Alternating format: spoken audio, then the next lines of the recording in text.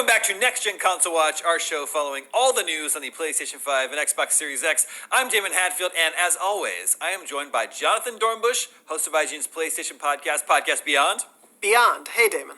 Hello there. And Ryan McCaffrey, host of IGN's Xbox podcast, Podcast Unlocked. Damon, how is it May? I don't understand. It's May 2021. It's May, and all of a sudden there's a lot of games to play. Yes. We were just discussing before we started taping. But of course, that means we are just about a month away from E3 2021, the first E3 that both of these consoles are out in the wild. So it should be a pretty significant one. I think that's as good a time as any to start the old E3 predictions game. I think there's a lot that we know of on the horizon that's expected, and potentially some fun surprises that we could be in store for. Jonathan, let's begin with you. PlayStation 5 at E3 2021. We recently ran a poll on IGN asking IGN fans what their most anticipated PS5 game was, and far and away the winner was Horizon Forbidden West, beating out even the just around the corner Ratchet & Clank Rift Apart. Surely, hopefully, we're going to be seeing some more Horizon at E3. What do you think? There will definitely be, I think, more Horizon on the horizon. I'm sorry I had to say it. Of course, we're right now in a place where Sony isn't confirmed to be at E3, so my assumption is if we see a PlayStation conference around E3 time, and I think we will, they obviously can really put the spotlight on their first-party stuff. They're going to be able to build it around what they want to if they're still staying adjacent to E3 itself. And so I think Horizon Forbidden West, it's still scheduled to come out in 2021 at some point. We don't have a release month or anything. It is cross-gen, so it feels like one that is still conceivable to come out later this year, even if we haven't seen it quite yet. But they need to really show what's to come with that one. Horizon Zero Dawn was, I think before Ghost of Tsushima came out, the fastest-selling new IP for them of the PS4 generation. It was a massive hit. Aloy has become, I think, a defining sort of PlayStation mascot. She's in Fortnite now. So that, I think, one is where a lot of PlayStation fans are really excited to see what Guerrilla can do, because Horizon was such a leap for them, and then to see what they could do on the PlayStation 5, even with a cross-gen game, I think is a really exciting potential for them. Yes, you're right. I'm sorry. I should have clarified at the beginning. Sony is not officially part of E3, as has been the case for the past couple of years, but we do expect them to have some sort of a big events drop right around the same time as E3 in early June. So we're lumping them in with all the rest of the E3 excitement and fun. Now, Jonathan, about a year ago, Sony revealed God of War Ragnarok just with a sort of logo reveal. Could we hope to see something more of an official announcement of that game coming up in about a month or so? I hope so. We got that single teaser for the God of War sequel that said Ragnarok is coming. It did say 2021. Granted, we've seen next to nothing otherwise, and so I think it's one that a lot of PlayStation players are sort of waiting for it's coming in 2022 actually, which, especially given everything that COVID impacted with game development, wouldn't be a surprise. I think this is definitely one that every PlayStation fan, God of War is, it's safe to say, one of the most acclaimed games of the last generation. I think fans will want them to take the time to get this one right and not rush it out the door in any way. I think even if it does get pushed to 2022, we'll probably see some sort of teaser for it. It would be something that would, I think, completely dominate the cycle for that day, probably much of the week whenever, this PlayStation conference likely ends up happening. It's hard to compete with God of War in the room, and I think they'll probably want that as a showstopper either at the beginning or end of a show. Now, what do you think is going on with PSVR? PSVR is interesting because they've said, they've had this commitment to PlayStation VR. It's backward compatible on PS5 as long as you have a dongle that you could get for free to get the camera to work. But they've announced they're working on the next-gen PSVR, which they refuse to call PSVR 2, but that's what I'm going to call it for now.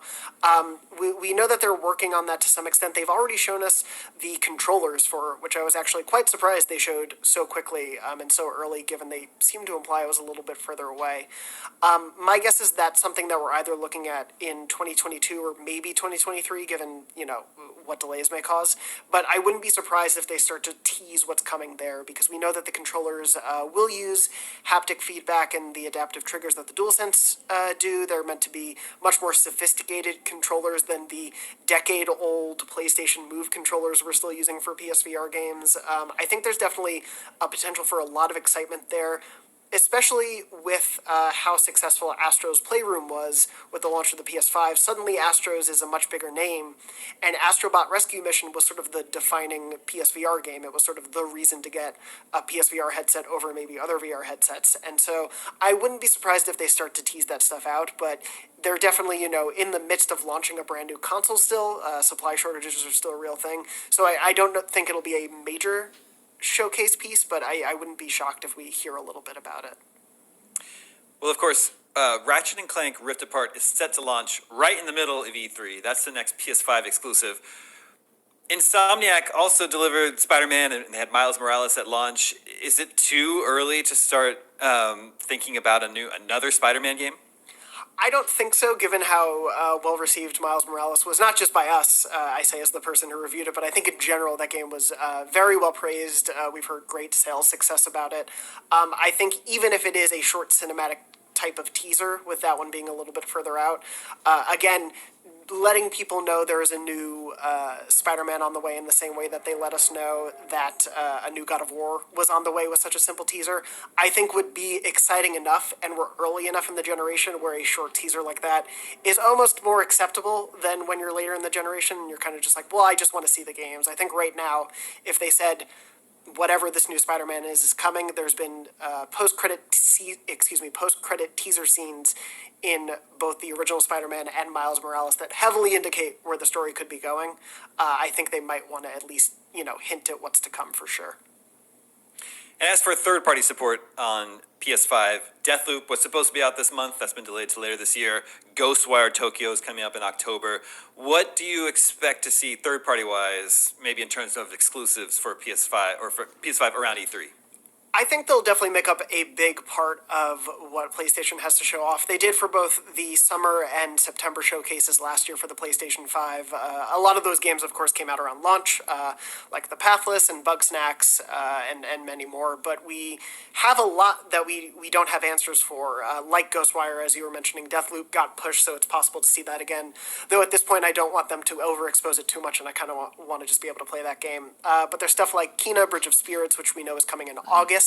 That feels like a safe bet to be shown, since this would be a pretty major showcase for a game that the PlayStation audience has really gravitated toward on the indie side. You have stuff like Annapurna's Stray, which was shown off at one of the showcases last year. And then, of course, you have really big third-party games like, obviously, Final Fantasy XVI and what was Project Athia and now is known as Forspoken. Those are really big, exciting, marquee PlayStation, seemingly exclusive games, or at least marketed heavily on the PlayStation side.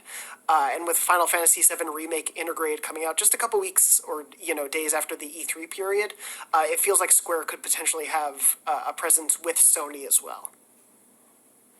So obviously, lots of exciting stuff to look forward to with Sony, hopefully in the near future. Ryan, switching gears to Xbox, is it fair to say Xbox has more to prove with this E3 in terms of exclusive content on Series X?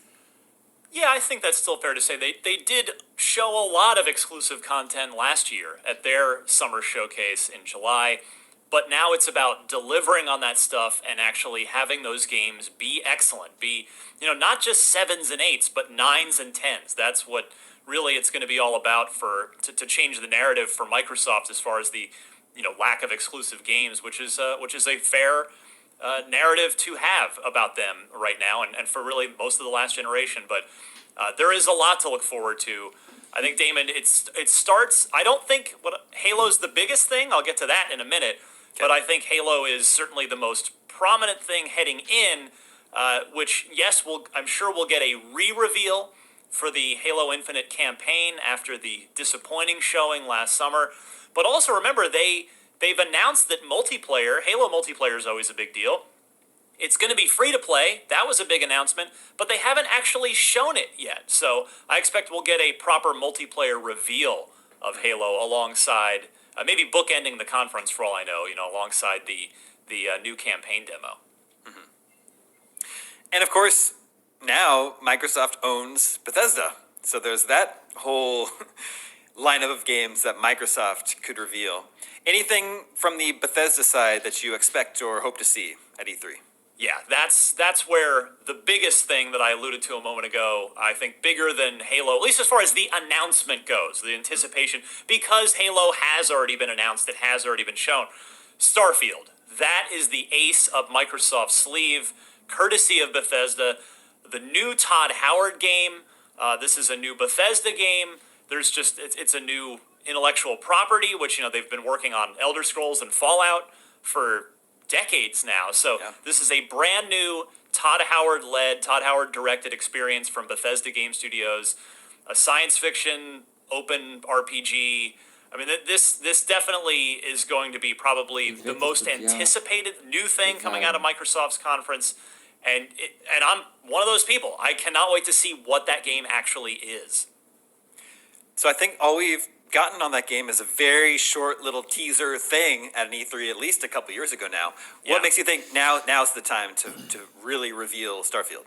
Well, number one, because it could be out this fall. I mean, it's been in development for a long time. You got to remember, Todd Howard and his team, their last game was Fallout 4 back in 2015. So I believe it's 2015. That is a long time. And we know they've been working on Starfield. They're not working on Elder Scrolls 6, at least not in any sort of meaningful capacity. So this is the game. They've been working on it for a while. As you said, they did just acknowledge that it exists a couple of E3s back. So it's possible it's out this holiday, and it's going to be their big game. I mean, with Fallout, we saw them do everybody kind of knew it was coming, but they didn't officially announce it and show it until just several months before it came out. They showed it at E3 and then released it that fall. So I suspect they may very well follow that same blueprint here. But the other reason I think it's definitely going to be at the show and be a big deal, even if it's not actually out this year, is because the acquisition that happened of Microsoft getting Bethesda, they've got to come out swinging. And there's no bigger game to come out swinging with than a new Todd Howard game. It's definitely an exciting, tantalizing prospect. There are several games that were already announced for Series X that we're either still waiting on or have been delayed. Hellblade 2, State of Decay 3, Scorn, Bright Memory Infinite. Do you expect to see sort of updates on all these games? Yeah, I mean, you mentioned a couple of them. I think Hellblade 2 was announced alongside the console back at the Game Awards 2019. I think it is probably time for the first proper gameplay reveal of that. That should be a big deal from Ninja Theory, because that's the closest thing that we know of in the Microsoft first-party portfolio that sort of is that, for lack of a better term, Sony-style third-person narrative action-adventure game. And it's from a very, decorated team, and Hellblade 1 was fantastic. So, yeah, I think that's a good candidate to be shown off. Forza Motorsport, which we got a sort of in-engine teaser announcement that, hey, we're doing it, and by the way, it's a reboot. So I think they're clearly rebuilding that from the ground up for next gen. I think we could see that, and then a couple of other ones. Everwild from Rare, which has been sort of at least shown, announced at a couple of different events. That's another one where I think it's probably high time for the proper gameplay reveal. You mentioned State of Decay 3. That was just given a CG teaser at the showcase last year. That should be prime for a full reveal. And the one, I'm not sure if it'll be quite time for this one, but I think if it is, then Avowed from Obsidian. First person, for lack of a better term, Bethesda style. Of course, Obsidian's made plenty of their own big RPGs like Fallout New Vegas. That is the other one. We could get a gameplay demo of that, and that's one of the most highly anticipated of the new first-party Xbox games. That's right. Now, personally, I was super excited for the reveal of a new Perfect Dark. Yes. I think that was at the Game Awards late last year.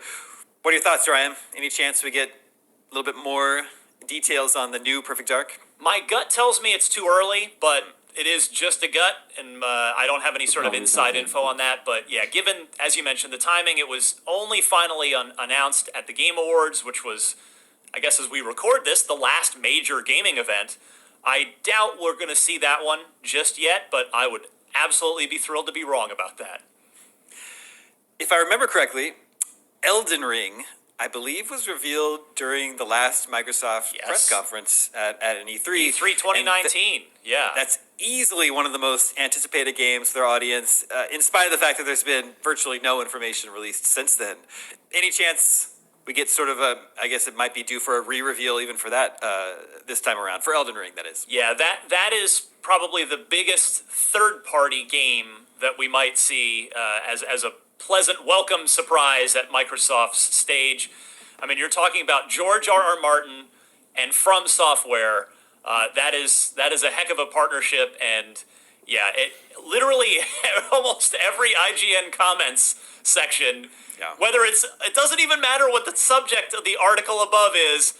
When's Elden Ring? That's usually, it works its way in there somehow. It's almost a meme, but yeah, people remain extremely excited for that, and I think that's got a very high probability of being shown off on Microsoft's E3 stage this year.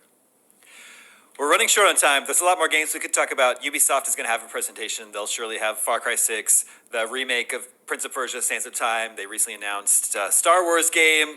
Could see Beyond Good and Evil 2 again. But there's a couple things that I want to hit on, a couple games I want to hit on before we bounce.